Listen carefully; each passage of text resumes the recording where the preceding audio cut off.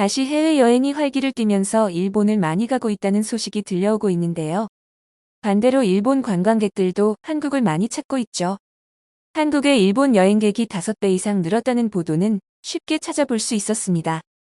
그러나 최근 일본 온천을 관광하던 한국 사람이 무비자 입국이 허용된 10월부터 3명이 목숨을 잃었다는 안타까운 소식이 전해지면서 일본 온천이 다시 한번 조명되고 있습니다.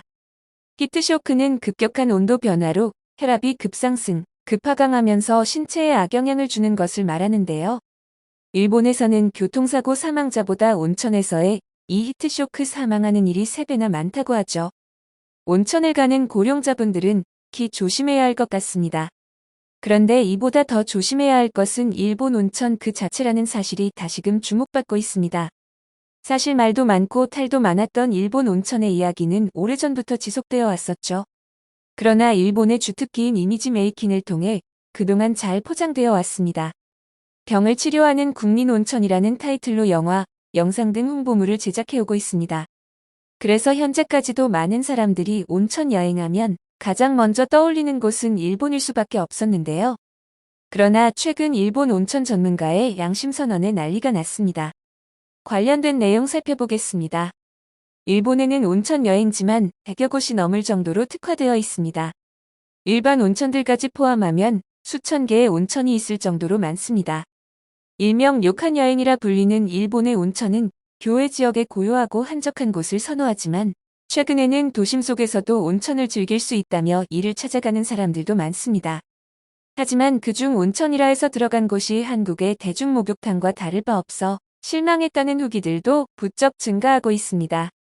일본어로 온센이라 불리는 온천 중 도심 속에 있는 곳들은 외관이나 분위기가 한국의 대중목욕탕과 조금 차이가 날 뿐 비슷한 느낌이 난다고 말하는 사람들이 많습니다.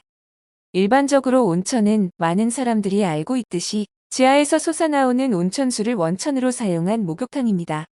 땅에서 용출된 물, 수증기, 그 외 가스 중 규정량 이상의 화학 성분이 포함되어 있어야 하는 것으로 리튬이온, 수소이온 등 19가지 특정 성분 중에 하나라도 해당되고 온천법에 의해 물의 온도가 25도 이상인 것을 온천으로 정의하고 있죠.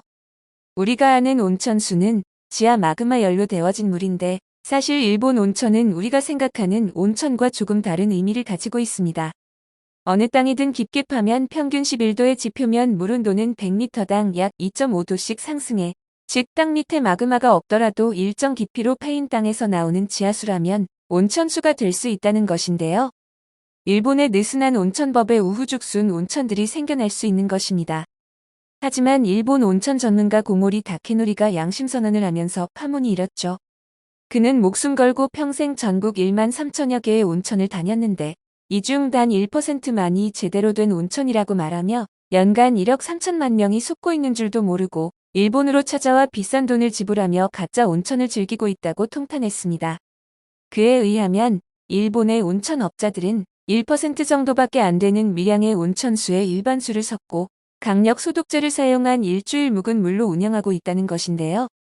세균 검출 결과로 보자면 온천이 아니라 아주 더러운 목욕탕 수준으로 강력 소독제는 과거 일본 온천에서 온천물을 자주 갈아주지 않아 레지오넬라균이 발견된 이후부터 사용되기 시작했는데 일본은 일단 법적으로 일주일에 한 번만 환수를 해도 문제가 되지 않는다고 합니다. 이런 느슨한 법을 10분 활용하는 업주들은 각질과 이물질이 가득한 온천물에 불순물을 뜰채로 거르고 강력 소독제로만 해결하며 구정물 온천탕으로 장사를 하고 있었던 것입니다. 게다가 일본 온천법에 의하면 온천수가 단 1%만 들어가도 온천으로 인정되기 때문에 일반수를 섞어 운영하는 것도 문제가 없다고 하는데요. 피부와 건강에 좋다고 알려진 일본 온천은 알고 보니 강력 소독제 범벅인 일주일에 한 번 가는 더러운 물이었던 것이죠. 병을 치료하는 온천이라는 홍보가 무색할 정도로 더러운 상황이었습니다. 그는 심지어 어느 온천에서 레지오넬라균이 검출됐다고 말하며 사람의 건강을 중시해야 하는 온천에서 발견된 균체에 까무러칠 정도로 충격을 받았다고 합니다. 레지오넬라균은 세균성 폐렴을 일으키는 박테리아로 몸속에서 2일에서 12일가량 잠복기를 거친다고 하죠. 감기와 같은 고열, 설사, 두통, 구토 증세를 보이게 하는 것으로 사람에 따라 심각한 상황에 이르게 할 수 있다고 하는데요. 고모리시는 온천수는 건강한 사람은 물론 병약한 사람을 치유하는 의료적인 의미가 중요하다면서 균을 잡기 위해서 사람을 잡을 수 있는 강력 소독제를 사용하는 업자들의 상업성을 개탄했습니다. 그의 양심 고백에 의하면 연간 1억 3천만 명이 소문을 듣고 방문하는 일본 온천 99%가 이런 식이었다는 것입니다. 그는 자신의 이러한 행동에 대해 자랑스럽게 생각하고 있었습니다. 지난 40년 동안 전국의 온천에서 원천과 욕조까지 모든 파이프를 걸어 다녔고 배관 중간에 그들이 하는 일을 보았습니다. 일본에서 나는 유일한 사람임을 자랑스럽게 생각합니다. 라는 글을 남기기도 했습니다. 그런데 이처럼 일본의 거짓 온천에 대한 파문은 처음이 아니었는데요. 일본은 이미 2004년 가짜 온천으로 나라가 뒤집힌 적이 있습니다. 당시 전국 온천의 70%가 끓인 물로 30%만이 원천수를 사용하는 것으로 밝혀졌었죠. 특히 수돗물이나 우물물을 데워 사용하고 있으면서도 알칼리 천연 온천, 리듐 온천으로 둔갑시키고 있었습니다. 뿐만 아니라 끓인 물을 쓰는 곳은 물조차 자주 바꾸지 않아 수질과 위생 상태에 문제가 많은 것으로 조사됐었습니다. 세균 증식 수질 악화가 매우 심각해 미야자키현에서는 세균 감염으로 7명이 사망하고 300명의 환자가 생겨 온천 레지오넬라균 이 사회 문제로 대두되었는데 탕에서 병을 치료한다고 선전하던 일본의 끔찍한 장사 속 물 가지고 장난치는 것은 원전수만이 아니었습니다. 또한 우윳빛 온천인 것처럼 보이려고 입욕제를 몰래 넣은 것도 발각된 사례가 있다고 하죠. 그러나 더욱 심각한 것은 이런 거듭되는 파장 속에서도 개선될 리 만무하다는 것인데요.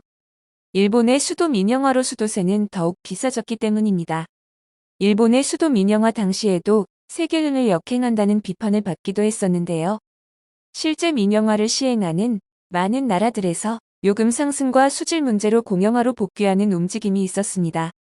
지난 도쿄올림픽 당시 오다이바 트라이애슬론 똥물 앞바다의 수많은 원성과 질타에도 눈 하나 깜짝 안 한 이유가 충분히 짐작이 갑니다.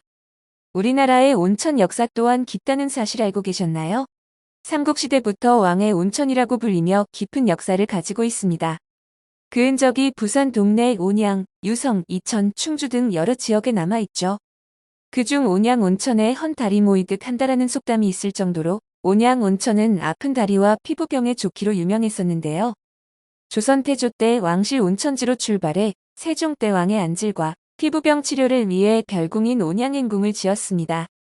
이후 세조, 현종, 숙종, 영조 등 왕과 사도세자를 비롯한 왕실 가족들이 치유차 머문 곳이 온천이었습니다. 한편 일본 대부분의 온천은 몸에 타투가 있는 사람은 입장을 제한하며 콧대 높게 관리하는 것으로 유명한데요. 기본도 없으면서 유세는 하늘을 찌르고 있죠. 방사능, 천국의 방사능 음식, 그리고 유서 깊다고 자랑하던 온천의 파렴치한 수질 관리를 짚어보자면 일본에 가야 할 이유는 정말 없는 것 같은데요. 내 건강을 위해서라도 독립운동은 못해도 일본 불매는 계속해서 해야 할 것 같습니다. 영상을 끝까지 시청해주셔서 감사합니다. 구독과 좋아요는 영상 제작에 큰 힘이 됩니다.